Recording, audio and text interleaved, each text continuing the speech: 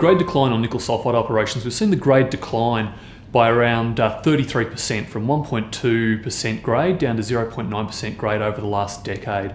And we expect by 2030 that to have dropped further to around 0.6%. Now the reason for that has been a declining grade at existing operations as well as the start-up of operations that are much lower grade such as Talvivara and Santa Rita. Both of those are now in trouble. I think going forward to reverse this, we're going to need to find new, large, high-grade provinces.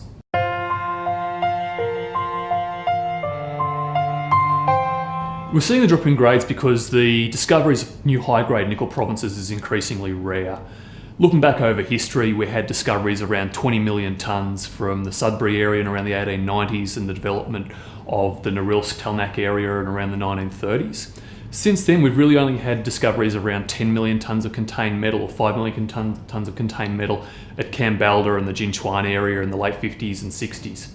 So it's increasingly smaller in size and contained metal and also increasingly rare. Arguably, there hasn't been a new province found in that time. If you look at the grades of those areas that were found, it's around 1.2 to 1.4% versus the large untapped areas that we know of, but they're down at around 0.2%, so much lower grade.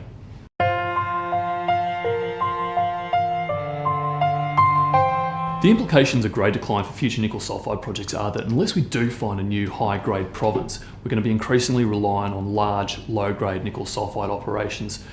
One that's already been developed would be Talvivara in Finland, and probably the next off the block would be the Dumont project over in the US.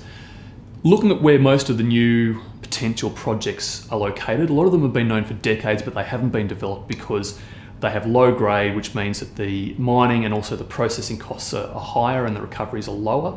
And these new projects that are most likely to come in would be located in Canada and the US. So we're looking at areas like Wellgreen, Turnagain and Dumont in Canada, and also we're looking at areas like the Mesaba Ranges Duluth complex in the northern US.